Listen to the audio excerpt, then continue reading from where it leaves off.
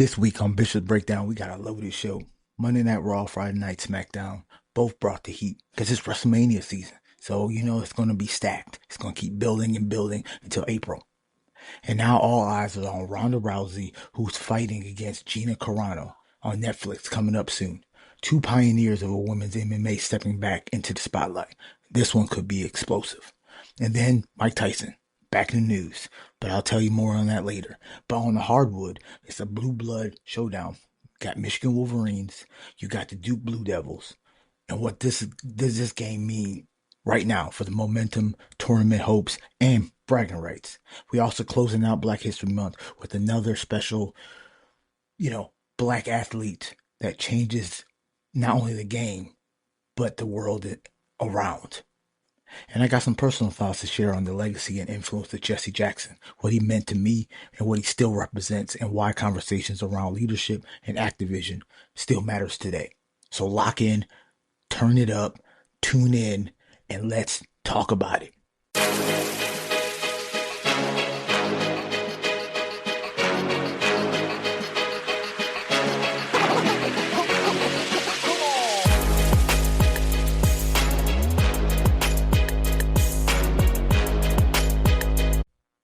Welcome to Bishop's Breakdown, episode 18. And this episode is brought to you by W Energy, but more on that later. First up, Monday Night Raw. Javon Evans, the bounty one, qualified for the Elimination Chamber. But rumor has it Brock Lesnar is going to come in and take his spot on Saturday in Chicago, like Edge did to Kofi Kingston years ago. And Asuka qualified for the Women's Chamber match. More on the chamber later. But the opening segment, I got a bone to pick. There needs to be way more organic than it has been. Because it's just dudes coming out and looking at each other all crazy. And then all of a sudden it's a 10-man tag, 20-man tag, or whatever it is. And I'm tired of seeing LA Knight, the Usos, and the Vision fighting each other just because it's Monday Night Raw. And then you got the mystery man, mystery boxes. What's in the box? What are we doing? But my guess on the Mystery Man is either Grayson Waller, Bad Bunny, or Seth Rollins himself. And the mystery box, here's one for you. Triple H pops out and says, "Welcome to a new era." Because, he's done that like 20, 30, 40 times. But it could be Y2J, could be Danhausen, or it could be a birthday cake. I guess we'll find out on Saturday. Great little promo between CM Punk and Judgment Day. CM Punk is planting that seeds that maybe Finn is going to break up with the Judgment Day. I mean, maybe, but I don't see Finn Balor beating CM Punk in Chicago. So there's that nugget for you. And then you got AJ Lee and Becky Lynch. I just don't see it. Don't seem hyped anymore. We're just weeks away, and it just feels like another match that could have been on Raw or SmackDown or a house show main event or something. But it should be way bigger. That's for the Intercontinental title. It's the two biggest women stars in the company facing each other. Should be WrestleMania caliber build, but it's a fart in the wind. So let's talk Friday Night SmackDown. My boy Trick Williams qualified for the Chamber match, and I mean I know he ain't gonna win, but I wish he would. Trick Williams deserves that spot. What are you talking about? You know what I'm saying? Let's talk about it. And then the shocker of the night, Kiana James qualified over Charlotte Flair. I thought it was a foregone conclusion that Charlotte Flair was going to be in the chamber, Alexa Bliss, and they're going to, beef again like they did in the Rumble. But I guess they're going different mains, different avenues, because Kiana James, sure, whatever. I mean, the way she's been billed, she's a loser anyway. So she just, Julia's servant. You know what I mean? So, whatever. And a side note, I hope we get some interaction tonight between Oba Femi and Brock Lesnar. I'm just saying that is the Mania match I want to see. Oba, Brock. But then based on, the the Cody and the Drew McIntyre and the Jacob Fatu and the Randy Orton issues, that's more and more that it's going to be a multi-man match for the WWE title, either a 3-way or a 4-way. And hey, I'm all for it, especially if all four guys that I think is going to be in, Orton, Drew, you got Fatu, and you got Cody Rhodes. Sure, Mania match. Let's do it because we're going to have a one-on-one on the Raw side with Roman and CM Punk. So I don't see why. Hey, do it. It's different, and I don't want to see Drew and Cody one-on-one anymore this year or next year.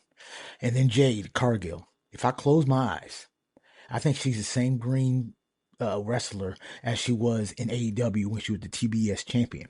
She hasn't progressed. She's got charisma for days, but it's just not clicking. I don't know what it is, but being the bad, you know what? It's just not her thing. Like she can say it all she wants, but she just whatever, and she's not getting better in the ring because we haven't even seen her. So I don't even know. But my favorite people to see, there's two of them on SmackDown. It's Trick Williams. Let's talk about it. And Chelsea Green. Chelsea, it's always entertainment when both of those are on my screen. When both people are on my screen, SmackDown's going to be a good time. If they're off this show, SmackDown's not a good time. This episode is brought to you by W Energy, the clean energy drink mix built for gamers, creators, and grinders like us. No jitters, no crash, no artificial dyes, just smooth, long-lasting focus whenever I'm breaking down WWE storylines, debating NBA, or just recording late at night.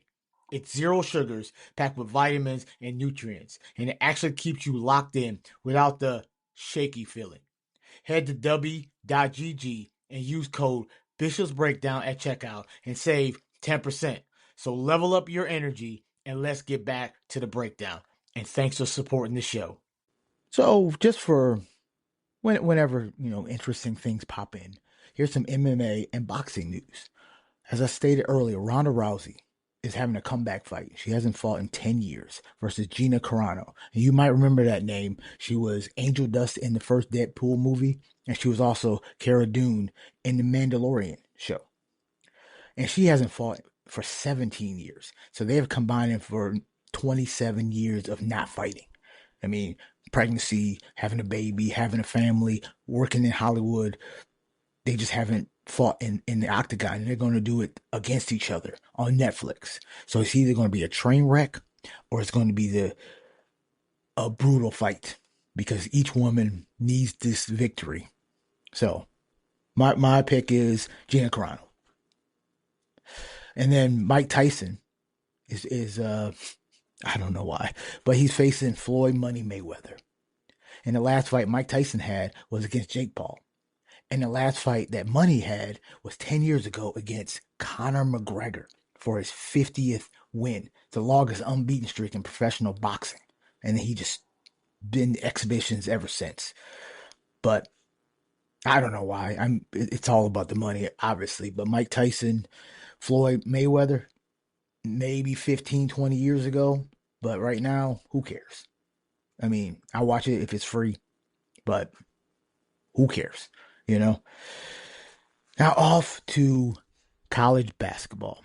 Number 1 Michigan took on number 3 Duke. Did it live up to the hype? Sorta. It was a good game. It was nail biter. It was everything you expected from the top teams in the nation. But the guards in Michigan was not doing it. They weren't shooting good at all. And because they were lacking, it kept them from going on their usual long runs of 15, 20, 30-point runs or the spurts during the games, which basically by then the game is out of hand and Michigan's going to win because they're going to coast to the victory. But it was kept getting close because they kept missing those open threes, like a lot of open threes. And Duke just played bully ball. Cameron Boozer is that guy. And Duke is known for having those guys, the Cooper Flags, the Zions. So, yeah, he's probably going to win Player of the Year. And I seen I think he was like 2 assists away from a triple-double. You don't really usually see that in the college ranks, but he was doing everything he could do to win that game, and they deserved to win. But that doesn't necessarily mean that the winner of this game is going to win national champion. I think Michigan's going to look at this. They're going to go to the drawing board and the blueprints and look and see we're going to do something different. We're going to give better opportunities for our guards to perform, drive more, and not rely on jump shots and threes. Because when you don't miss those, or when you are missing those, you're not performing. You're not going to be able to win these games, especially in March. This is a true test, and this will show them what they need to get to that next level. I'd rather them lose games in February than lose games in March, because that's when it truly matters. When you're in a tournament one and done, you got to win all those games. You can't take a day off. This is the time you could take the loss and learn from it. When you take a loss in March, you're gonna learn from it, but you're out, and you gotta wait till next year. Hey everyone, it's Bishop. I got something special for you today. On the next bonus episode, I'm breaking down the top 4 teams in college basketball, giving you my insider's take and predictions you won't hear anywhere else. Plus, I'll dive into Vince Russo and John Cena's AEW talk and why he's crazy. No fluff, just straight analysis. This episode is exclusive to my Patreon supporters. For just a few bucks a month, you got bonus episodes like this, exclusive merch, and even a chance to ask me questions directly on a live Q&A session. So if you want in, join the crew now. The link will be in the description, and I'd love to have you on board and make sure you never miss the inside scoop. So break that down. So here's the final Black History athlete of the month. Kofi Kingston. He proved that black champions were possible, but WWE proved they weren't committed to it. But that's another story for another time. He matters because he is the first African-born WWE champion. And his historical moment when he beat Daniel Bryan at WrestleMania and it dubbed it Kofi Mania. The New Day comes out there, Xavier Woods, Big E, tears in their eyes, celebrating Kofi Kingston because he deserved every second of that. And they usually don't give the black champions any big title. But he deserved it and he got it. And but WWE couldn't help themselves, so they fed him to Brock Lesnar. So he lost the title in 10 seconds. Brock Lesnar comes on, F5, boom, done.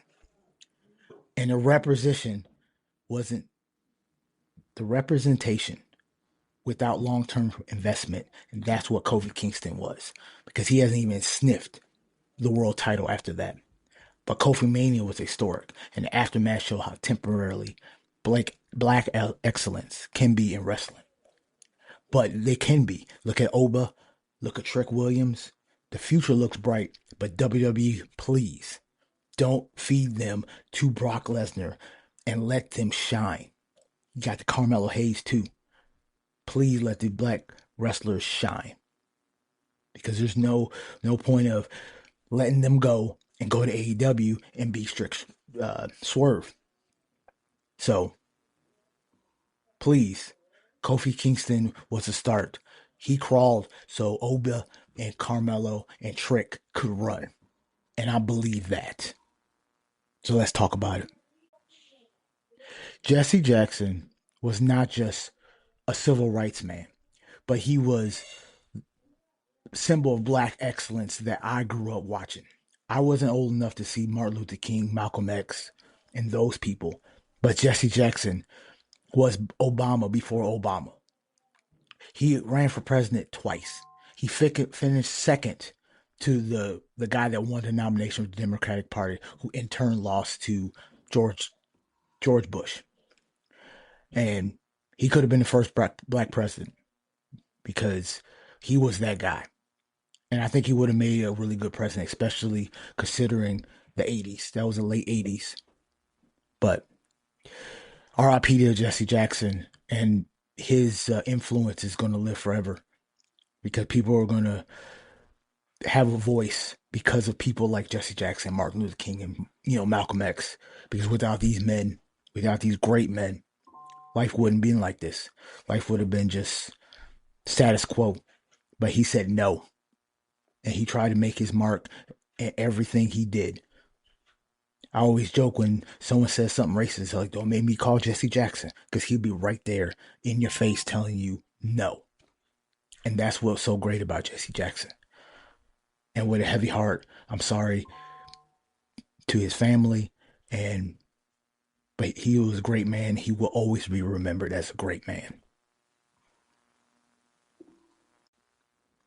As I winding this down, let's talk NBA. We got the NBA power ranking followed by the MVP watch list. The power ranking starts off like this. You got the Detroit Pistons. Detroit basketball. Hey, they're killing it. They're winning left, right, center. You know, they're showing dominance. And I don't care what any of the experts say.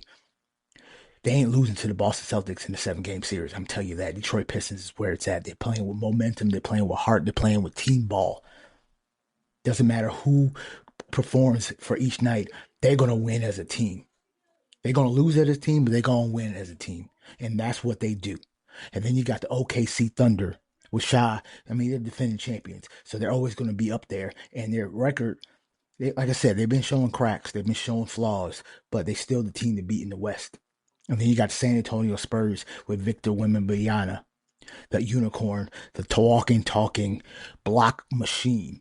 I mean, he's like 10 feet tall, weighs like 100 pounds, but he will dominate. He will cross you over like a 5'6" guard and bust a J in your face.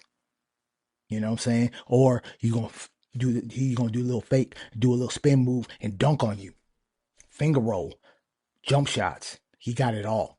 And the Spurs are benefiting from that. And then you got the Boston Celtics. They're creeping up. They're creeping up a little bit at a time, a little bit at a time with Jaylen Brown and Derek White. So I'm just saying, Boston Celtics are trying, but the Pistons are playing out of nowhere. And then let's go to the MVP watch list. You got Luka Doncic of the Los Angeles Lakers. He's still averaging 32.8 points a game, 8.5 assists per game. That boy just does it every single night naturally. Like it's his 32 is like everybody else's 15. He just wakes up, oh damn, 30 points. And then you got Nikola Jokic, the Joker. That man is still just a beast. 28 and 8, 28.8 points, 10.5 dimes, 12.5 rebounds, triple double numbers for a center. Like I always say, man, the team might not be having the success, but it's not his fault. When they lose, he's still putting up 30, 15, 16. Like that's just his norm. His team is letting him down, but it's not, like I said, it's not his fault. And that's why he's on the MVP watch list because he is the most valuable player. If he wasn't on that team, they would get blown out in those games that they were close on because of him. And he tried to facilitate to all his teammates. He facilitates, he gets boards, he gets shoots threes. He does everything. That guy is a cheat code. And there you have it. That's the episode 18 of Bishop's Breakdown. If you enjoyed this episode, make sure you follow, subscribe, and share with somebody who loves sports and wrestling as much as you do. And me. It really helps the show grow. And then if it keeps getting bigger and bigger, maybe I can get some interviews because they're going to look at my growth and be like, hey, I want to be on your show. So keep it up. Keep the follows coming. Share out as many times as you can.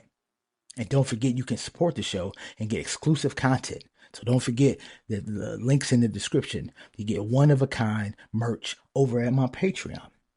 So until next time, I'm Bishop. Stay safe, stay passionate, and keep breaking it all down. Let's talk about it. This has been Bishop's Breakdown. Deuces. Ooses.